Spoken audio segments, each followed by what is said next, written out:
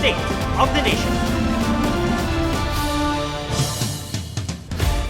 Aabutan na ng Noche Buena sa daan ng ilan nating kababayan ngayon pa lamang nakabiyahe para magpasko sa probinsya. Mula sa PITX, may live report si Nico Wahe. Nico?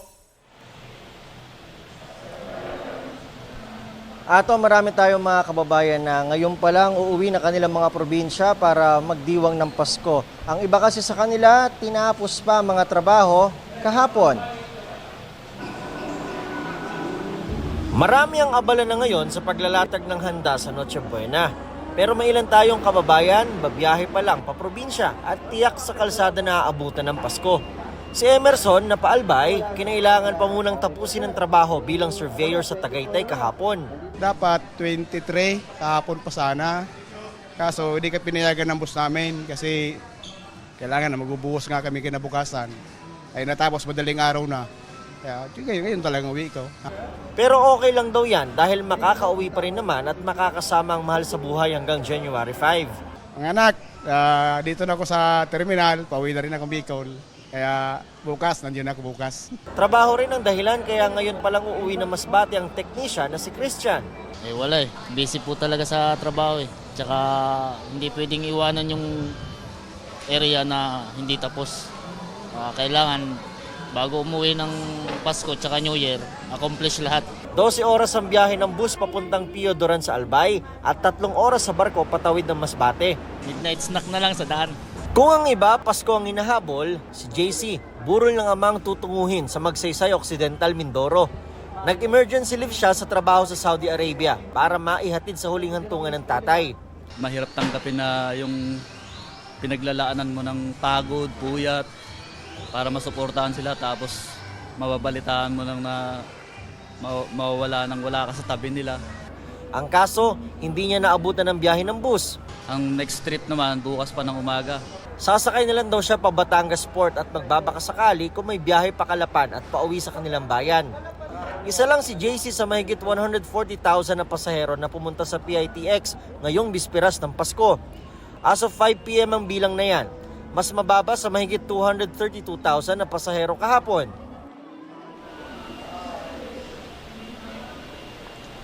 Atom, as of 10 p.m., 190,133 na ang mga pasaherong dumagsa rito sa PITX at nadadagdagan pa yan dahil may mga pasahero pa ngayon na pumapasok rito. Lahat gustong humabol na makauwi na sa kanilang mga pamilya at magdiwang ng Pasko. Merry Christmas, Atom!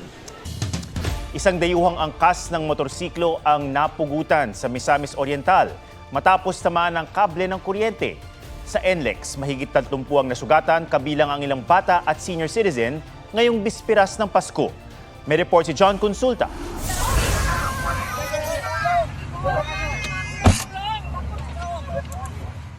Nag-iiyak na lang habang nakasalampak sa damuhan ang mga pasaherong ito. Sugatan ng ilan sa kanila matapos tumaob ang sinasakyan nilang minibus ilang oras bago magpasko. May mga sakay pa itong bata at senior citizens. Ate, huwag kang gagalaw. Kulang kayo. Batay sa investigasyon, nawala ng kontrol ang minibus at umikot paharap sa nakasunod nitong AUV. Aabot sa 31 ang sugatan ayon sa PNP. Parang self-accident siya. Allegedly, yung driver, sabi niya doon sa initial investigation, meron daw siyang narinig na maingay sa sasakyan. Ayon naman sa San Fernando Police, magkaibang bersyon ng driver ng minibus at AUV. Kapwa silang nakadetain at pareho raw na magsasampa ng reklamo laban sa isa't isa. Oh my goodness, walang ulo. Oh Lord, Diyos ko Lord, walang ulo. Sa Hingoog, Misamis Oriental, naputol ang ulo ng lalaking Indian national. Uy, kinuop ko na ng ulo, Lord. Base sa investigasyon, aksidenteng natamaan ng truck ang isang kable ng kuryente. Tumalsik ang wire sa nakasunod ditong motorsiklo at tumama sa leeg ng angkas. Patuloy na hinahanap ang tumakas sa truck driver. Sa Tupi, South Cotabato, 7 magkakaanak ang nasawi matapos bumangga sa puno ang kanilang van nitong Lunes. Nawala ng preno ang van ayon sa mga pulis. Sugatan ng driver nito na posibleng maharap sa kaso. Sa Lawag City, Ilocos Sur, nahuli kamang pagsalpok ng tricycle sa nakaparadang sasakyan. Ayon sa driver, nahilo siya kaya nawalan ng kontrol sa manibela. nagkaayos na ang driver at may-ari na nabanggang sasakyan. John Consulta, nagbabalita para sa GMA Integrated News. Nalubog sa baha ang ilang probinsya sa Luzon. Asahan din ng maulang panahon hanggang bukas, araw ng Pasko, dahil sa pinagsamang epekto ng hanging amihan, easterlies at shear line. May report si Bernadette Reyes. Magpapaskong isolated ang 5 barangay sa Del Gallego, Camarines Sur. Dahil sa walang tigil na pag-ulan, lumagasa ang baha mula sa 2 malalaking spillway. Dismayado ang iba dahil hindi sila makapunta ng palengke para mamili ng pang Noche Buena. Sa Baco, Oriental Mindoro naman, nagdeklara na ng state of calamity dahil sa 2 linggong pabugso-bugsong pag-ulan. Nagresulta yan sa malawakang pagbaha na posible pang umabot hanggang bagong taon. Bumaha rin sa ilang lugar sa bayan ng Nauhan. Baha rin sa Tagkawayan, Perez at Atimonan sa Quezon. Dulot yan ang umapaw na spillway at ilog. Ang mga taga-Kasiguran ng Aurora pinag-iingat sa banta ng landslide dahil sa patuloy na pag-ulan. Tagos sa buto naman ang lamig sa Bontoc Mountain Province na nakakaranas ng panakanakang ulan.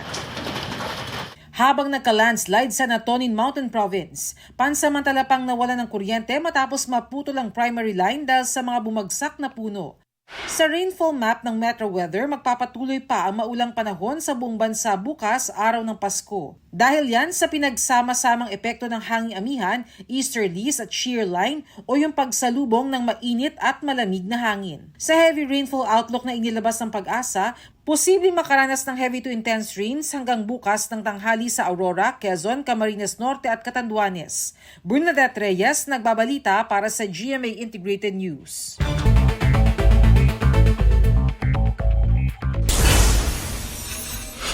Paalala ng DOH sa Noche Buena, hinay-hinay lang sa pagkain na maaalat, matatamis at matataba para iwas stroke at heart attack. Damihan din ang pagkain ng gulay at prutas. Bawasan ang pag-inom at sikaping makatulog ng husto. Muling nagbuga ng abo ang Mount Canlaon. Umabot sa 1,200 meters ang taas ng makapal at maitim na usok. Mas mataas pa sa tallest building in the world na Burj Khalifa. Inaasahan ng ashfall sa ilang bahagi ng Negros Occidental. Sa evacuation center naman magpapasko ang maraming residenteng lumikas ng pumutok ang Canlaon noong December 9. Mahigit 6 trillion peso proposed 2025 national budget pipirmahan ni Pangulong Marcos sa December 30.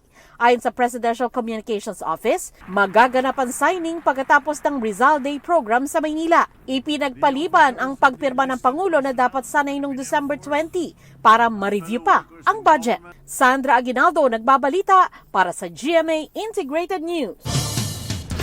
Hindi natinag ng ulan ng mga dumalo sa Misa de Gallo o Christmas Eve Mass sa Manila Cathedral. May live report si Von Aquino. Von? Atom, sa kabila nga ng masamang panahon ay marami pa ring mga mananampalatayang Katoliko ang dumalo sa Christmas Eve Mass dito sa Manila Cathedral. Napuno ang simbahan at kahit sa labas may mga nagpayong para makadalo sa Misa de Gallo. Sa kanyang homily, binigyan diin ni Manila Archbishop Jose Cardinal Advincula na ang ating Panginoong Hesukristo ang nagbibigay pag-asa at lakas sa atin sa kabila ng mga hamon sa buhay. Si Jesus anya na ipinanganak sa mundo, may pangalan at may pamilya ay hindi nalalayo sa atin at kasama natin siya sa ating paglalakbay. Mas espesyal pa anya ang Christmas Eve Mass dahil ngayong gabi sa Roma ay formal anyang bubuksan ni Pope Francis ang 2025 Jubilee sa pamamagitan ng pagbubukas ng Holy Door ng Papal Basilica ng St. Peter na may temang Pilgrims of Hope, Lakbay Pag-asa. Without Jesus, there is no hope. His love makes us stronger to face all life's difficulties. Merry Christmas to all of you. Masaya, meaningful, kasi lalo na sa ating mga Pilipino, kasi magkakasama sa family pag nagsisimba, tapos nire-remember natin yung pagsilang ni Jesus. Atom, ang Christmas Day Masses naman dito sa Manila Cathedral ay gaganapin ng 8 a.m., 10 a.m., 4 p.m. at 6 p.m. Merry Christmas sa iyo, Atom! Merry Christmas at maraming salamat, Von Aquino. Matapos ma-stranded ng isang araw, nakabiyahe na ang mga pasahero mula sa Batangas Port pauwi sa mga probinsya. Umabot ng 10,000 ang mga pasaherong nakatawid mula sa Pantalan kaninang hapon. Hindi na rin siksikan sa mismong terminal. Pero ilang may dalang sasakyan ang naghintay pa rin sa tagal ng pagkakarga. Ayon sa pamunuan ng Batangas Port, nagkulang ang barko dahil sa hindi inaasahang dami ng mga sasakyan. Kasabay ng panakanakang ulan, magaan ang biyahe sa SLEX. May namataang mga kambing na pumasok sa expressway pero agad namang napaalis. Naka-standby ang mga towing at emergency units pati HPG para umalalay sa mga motorista. Libre naman ang toll sa Skyway system na IAX, SLEX, Star Tollway at TPLEX. Pati na rin sa NLEX, NLEX Connector, SCTEX, CALAX at Cavitex hanggang alas 6 ng umaga bukas.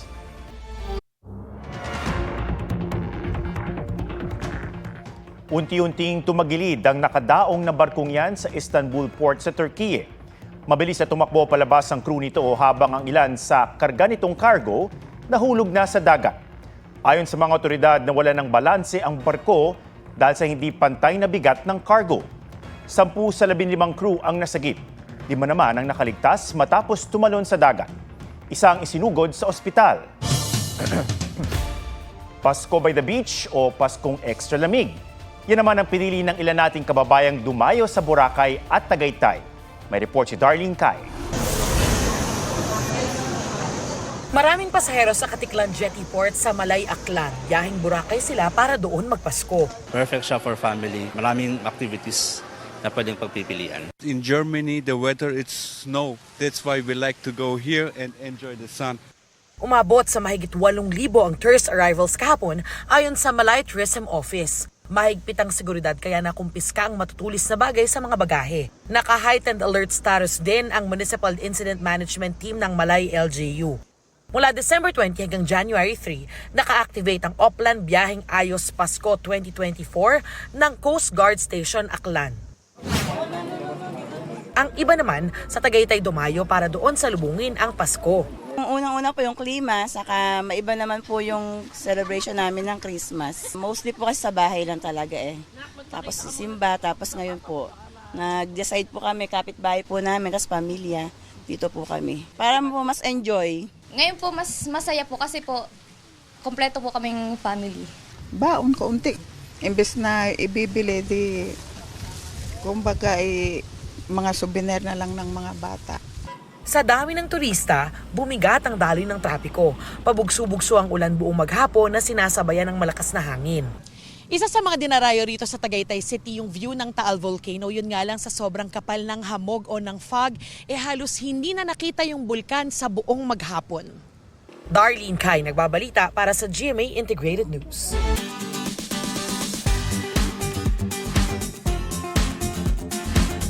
Ilang minuto na lang, Pasko na at bigayan na ng regalo. Para sa ilang netizen, hindi lang ang wish na si crush ang natupad, kundi maging kanilang cravings. Usuan na yan sa report ni Oscar Oida. Gift-giving time! Ang wishlist mong si crush? Aba, tinupad! Talagang mapapa, oh my gosh! Pero kung akala niyong happy na ang Christmas nitong si Hannah Gwyneth, very blessed, pinagpala, at siya na ang bukod tangi sa lahat dahil granted, pati ang ultimate wish niyang maging crush rin ng crush niyang si Prince Joseph. Literal na exchange gift. Nagpalitan din ng regalo itong magjowang si John at Nikki. Sweet pang inabot ni Nikki ang wish ni John na earbuds. Pero sweet and sour naman ang gift ni John. Mangga! Hindi ko talaga siya expect. Nagulat lang talaga ako, may dala siyang isang mangga. Sobrang surprise ako nun kasi biglang merong isang balot na parang pwede ko siyang i-uwi. May gift talaga ako para kay Love. Normal doing ko lang naman yun na to give cravings niya every day. It doesn't matter naman about sa price as long as maibigay sa partner mo or yung bukal sa loob mo. Oscar Oida, nagbabalita para sa GMA Integrated News. At yan po ang State of the Nation para sa mas malaking misyon at para sa mas malawak na paglilingkod sa bayan. Ako si Ato Maraulio mula sa GMA Integrated News, ang News Authority ng Pilipino. Huwag magpahuli sa mga balitang dapat niyong malaman. Mag-subscribe na sa GMA Integrated News sa YouTube.